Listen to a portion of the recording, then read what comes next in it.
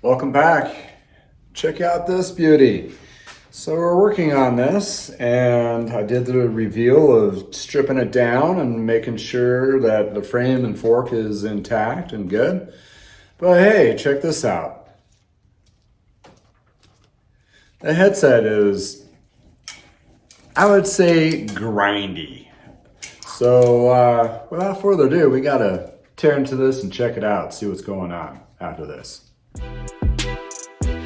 Welcome to I Know a Guy Bicycles. Welcome to I Know a Guy Bicycles, hanging out with the guy. Hi, I'm Justin, the guy. Obviously, I have a garage shop. Taking scary out of used bikes, one bike at a time. If you like these videos, please like and subscribe. So a couple things I noticed, or at least one for sure, if not a couple. This particular stem has it's specialized, it's proprietary, having a shim in there, which looks similar to, let's see if I can find one here. Like these little guys, these go on the side, and you can shift it back and forth to change the angle a couple degrees, which is a cool design concept. But that particular stem has to be wider to go over that shim, where the standard headset adjuster cap does not fit, where you notice on this one it's sunken in. So I'll need to replace it with the right one that actually is larger that fits that to adjust it. So this could be a safety issue due to the fact that couldn't adjust it correctly. So we're just gonna dive into this real time here, and I did not take a look and see what might be the issue. So we're just gonna explore and enjoy this journey together. First issue that I just noticed popping this, and I'm gonna do a zoom again. And hopefully we can get a good angle on this. Okay, so when you're looking at this metal lip here that you see, the alloy, that's this part of the fork steer tube coming up. That does not get even remotely close to the top, which this is a safety issue because that top bolt clamp is not really securing to the fork. So if this guy failed down here, boop, the bars drop, and guess what? You're in the ER not knowing what happened. So we want to really fix all of these little issues. In other words, the stacker space is too high, which pushes the stem up too high over the lip of the actual stem part here. So we're gonna loosen these two bolts up. So we're gonna be fixing a couple things apparently. Stack height is one, so that goes off. So that particular, what I was talking about is that sleeve, and actually that sleeve needs to be,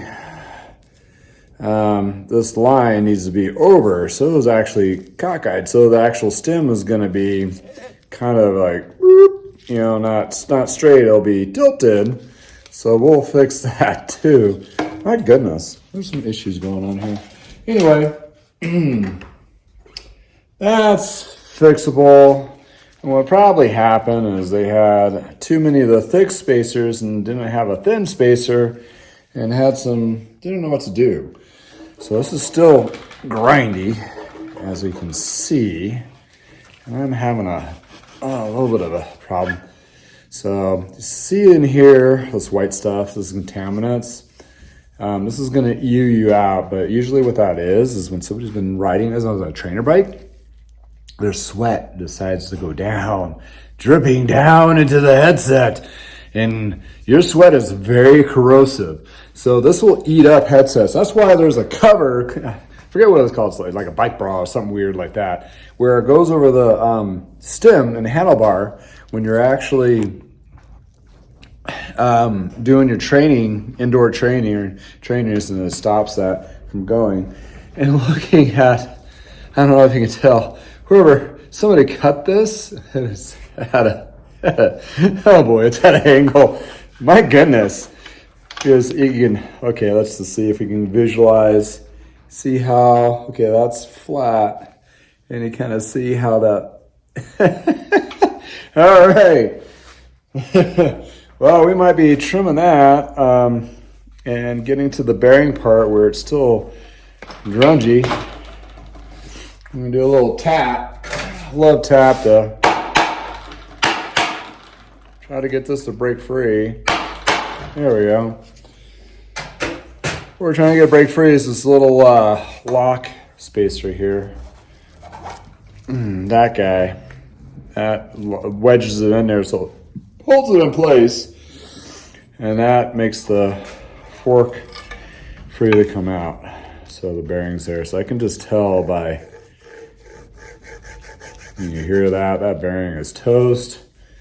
And the top one doesn't seem too bad, but if I have two bearings, we're gonna go ahead and replace both these. So here we go. Get a little bit, I'll zoom back out a little here. So I gotta figure out how to get this bearing off the race. I might have to use a punch and kind of tap it because it seems wedged. And you can see how it's all corrosive on there. So I'm going to try to clean that up too. And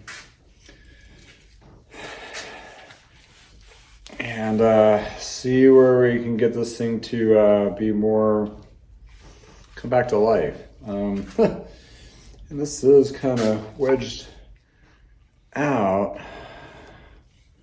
Interesting. I may not have a bearing that will fit that. There's a standard bearing. Oh yeah, hits that taper. So I might have to go to my shop, local bike store, truck dealer, and be like, hey, I need this size of bearing. Find me a bearing if I don't have one. So let's tap this off first. We'll take that a look. And, oh, that one slides right out. So that actually is not too bad.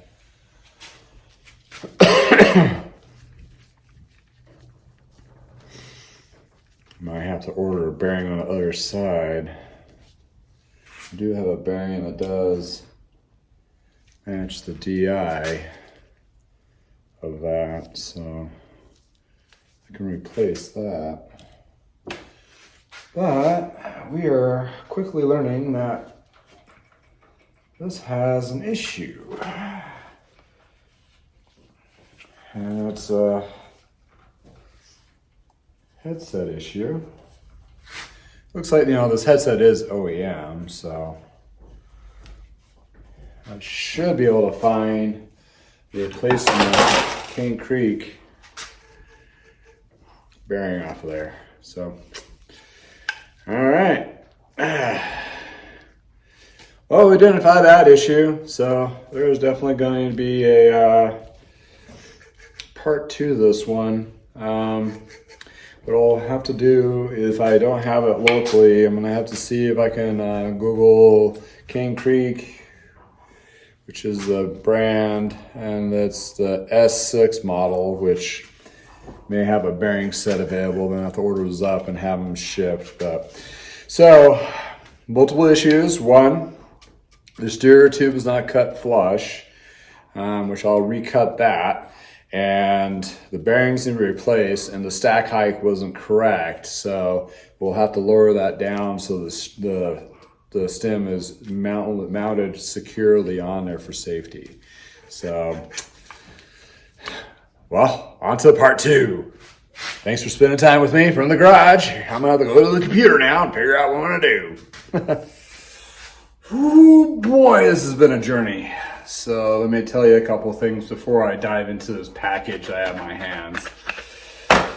So this particular frame, the Trek 5900 Specialty 2001, these cups are bonded into the frame, so I just can't pop these out. So that leaves a problem where I need a bearing, which this one here was all not quite right. So I had a little bit of grinding to it. Could I pass it on? Sure, probably could have, but it didn't seem right. Didn't want to do that. So I looked around, couldn't find anything specifically in the local markets. All the bearings I have are sized differently. You got like the width, inner diameter, and external diameter. You got to watch out for, right? You got to get those measurements, and this has all worn off. So what does that leave me to do? Well, get a hold of the manufacturer, Cane Creek. Yes. Type out an email, send it to them. Wait and wait and wait. And I got an email like a week and a half or a week later going, oh, if we haven't responded to you yet, please email this person. All right, email. wait, go on a trip, come back, still waiting, get a pop-up email out of nowhere going, hey, yeah, we don't make those anymore. You might have to go look on eBay, source out old parts like that. We can't really give you dimensions on it because we don't know. So, you know, it is a 20-year-old plus bike. Get it. I know. Yeah, it's one of those things, sure. The staff there that actually probably spec this OEM bike back for OEM back in the day, probably not around anymore or even alive. So you got one of those things like, now what? So he gave me a lot of fluff, and I'm like, okay. I bet he was cringing when he hit the send button. I'm like, all right. Well, I have a solution-ish. I measured it. I found a bearing that matches the specs of this bearing here in Europe, England. And it's a bearing company out of there. I'll put in the specs below, or the comments below. And hopefully it matches. It's a little different, but I think it'll work. Because the thing is the crown on this fork is integrated. So there's no replacing this guy. So I'm kind of get the bearing or somehow make this smoother. Here we go. And the other bearing, my buddy that's an engineer, he looked it up, and the bearing itself that he found to match the DI, that's the United States, the bearing was $300. No, $30 bearing, I don't think so. So we're gonna open this up, and this was marked as a Canyon bike, actually still uses this bearing, so we'll see. And it's a blue seal bearing, and this card does not have the diameter measurements on it. I'm hoping it does on the side, which it should. I'll definitely take a picture of it.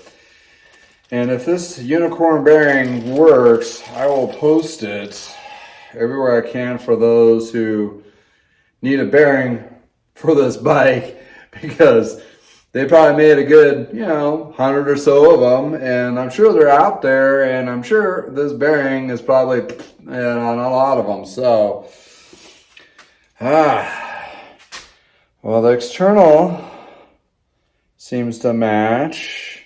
Internal feels flush, and the height is pretty close. So,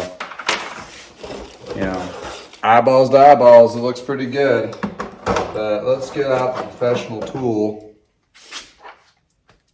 and measure this. If I can get it to turn on. Come on. Oh, did I leave it on and die? Oh, looks like I did. Okay, anyway. So I can measure that. So, there's a little bit of difference there. Not too bad. But I'm more concerned about this.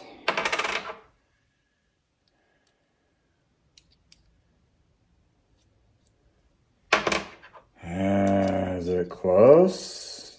Pretty close. And the real question is the inside.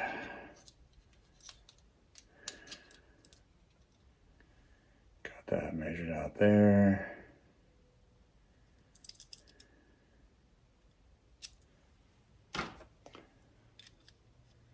All right, pretty darn close. So, contact to contact, this does have bevels, but the thing is this guy's gonna smash on this way. And then go up in here. It's secure there. So,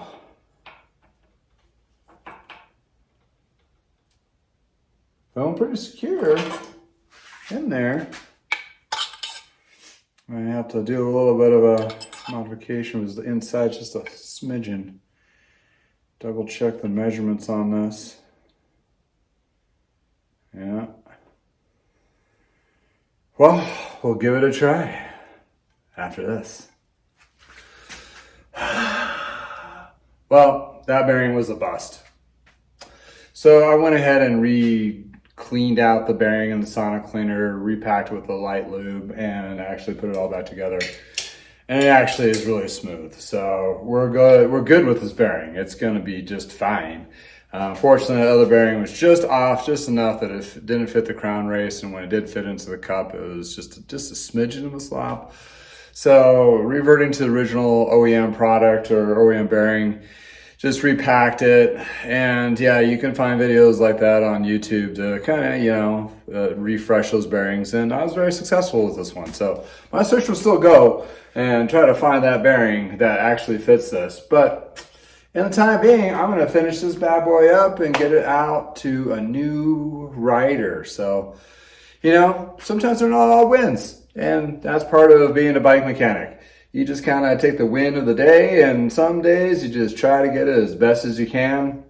This case, it's not a new bearing, but it is overhauled, so it is good, and I have no concerns whatsoever of the bearing failing or anything of that nature, because it is really smooth and everything is still intact. It just wasn't, after cleaning it in the sonic cleaner, getting all that gunk out and refreshing it, turned about fine.